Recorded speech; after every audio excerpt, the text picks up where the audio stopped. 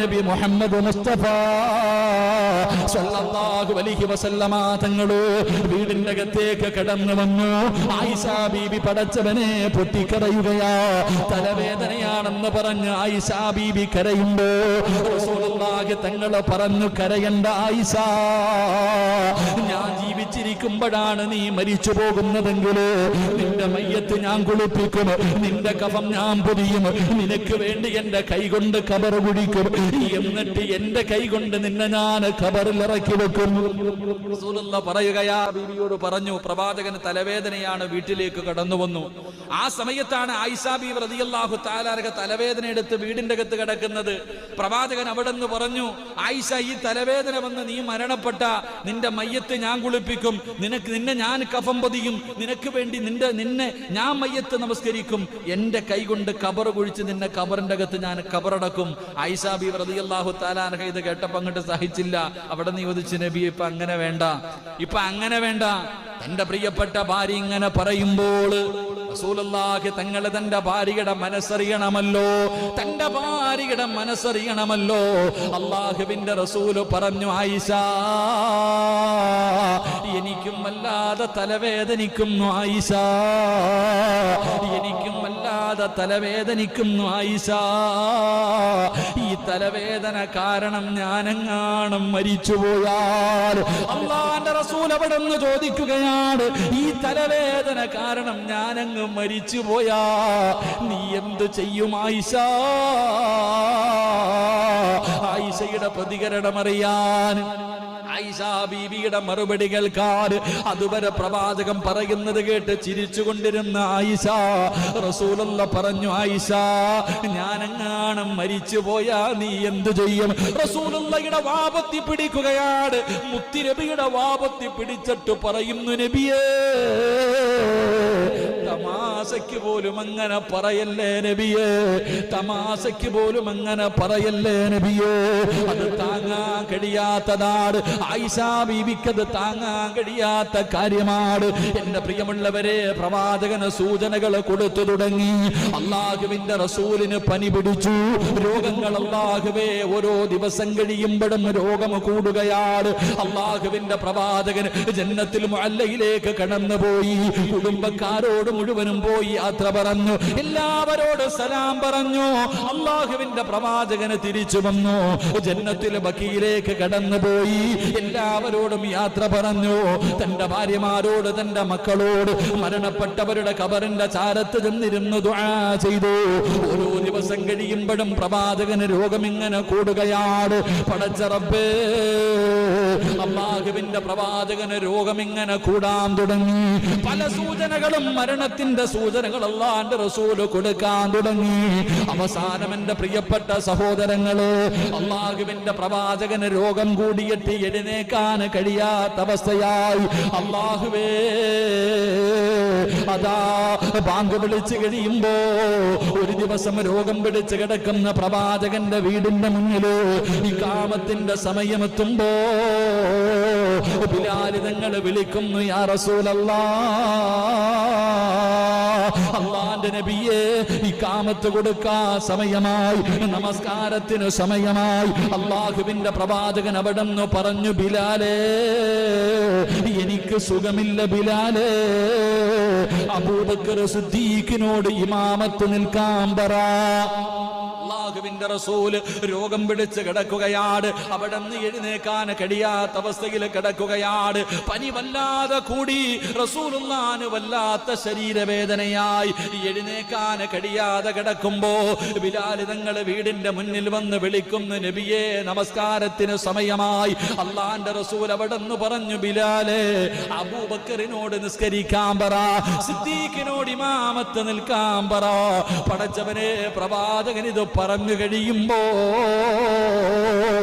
മസ്ജിദുൻ നബവിക്കകത്തൊരു കരച്ചിൽ കേൾക്കുകയാ. അല്ലാഹുവേ, ബിലാൽ തങ്ങൾ നിലവിളിക്കുകയാണ്. സ്വഹാബത്ത് ചോദിക്കുന്നു, എന്തേ ബിലാലേ? റസൂലുള്ളാഹിക്ക് എഴുന്നേക്കാൻ കഴിയുന്നില്ല. അബൂബക്കർ തങ്ങളോട് ഇമാമത്ത് നിൽക്കാൻ പറഞ്ഞിരിക്കുകയാണ്. ഇത് പറഞ്ഞു കഴിയുമ്പോ മസ്ജിദുൻ നബവിക്കകത്ത് സഹാബത്തിന്റെ കൂട്ടക്കരച്ചലാ. അല്ലാഹുവിന്റെ റസൂൽ ചോദിക്കുന്നു, ആയിഷ, ശബ്ദം കേൾക്കുന്നത്. അങ്ങ് നമസ്കരിക്കാൻ പോകാത്തത് കാരണം സ്വഹാബത്ത് കിടന്ന് കരയുകയാണ് നബിയേ. അല്ലാഹുവിന്റെ പ്രവാചകം ദുആ ചെയ്യുകയാണ്, റബ്ബേ എനിക്ക് പോകാനുള്ള ആഫിയത്ത് തരണേ അല്ലാ. അവിടുന്ന് ദുആ ചെയ്തു. ചെറുതായിട്ട് പനിയൊന്ന് കുറഞ്ഞു, അവിടുത്തെ രോഗമൊന്ന് കുറഞ്ഞു. റസൂലുള്ളാഹി തങ്ങള് അലി റളിയല്ലാഹു തആല രണ്ട് സ്വഹാബികളുടെ കഴുത്തിൽ ഇങ്ങനെ കൈവെക്കുകയാണ്.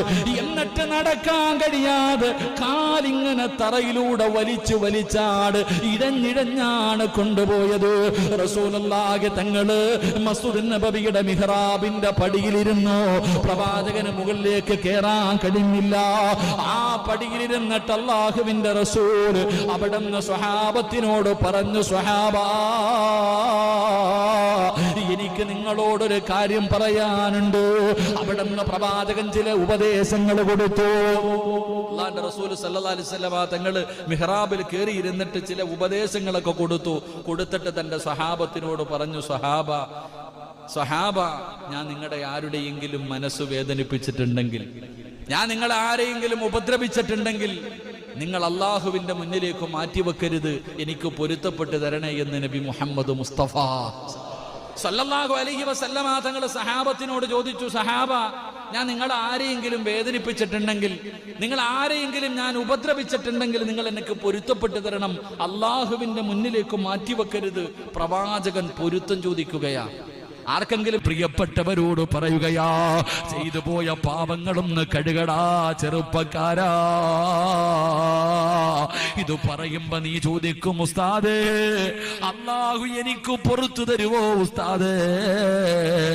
അല്ല പുറത്തു തരുവടാ പൊന്നുമോരെ.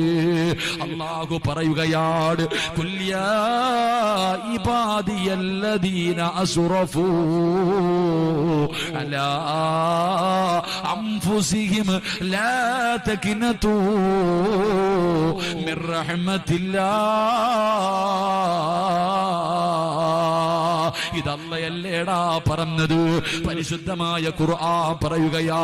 അല്ലാഹു പറയുന്നു, നബിയേ, എന്റെ അടിമകളോട് പറഞ്ഞു കൊടുക്ക് നബിയേ, അവരെത്ര വലിയ പാപം ചെയ്തവരാണെങ്കിലും എന്നോടൊന്ന് ചോദിക്കാൻ പറ നബിയേ.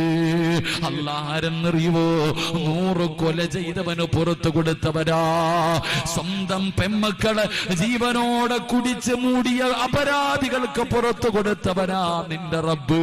പിന്നെ എന്തിനാടാ പേടിക്കുന്നത്? അതുകൊണ്ട് ചെയ്തത് നീ അല്ലാഹുവോട് പറയണം. ഒരു ചരിത്രം ഞാൻ നിങ്ങൾക്ക് പറഞ്ഞു തരാ.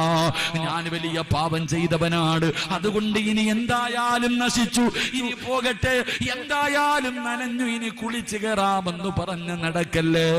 ഒരു ചരിത്രം പറഞ്ഞു തരട്ടെ.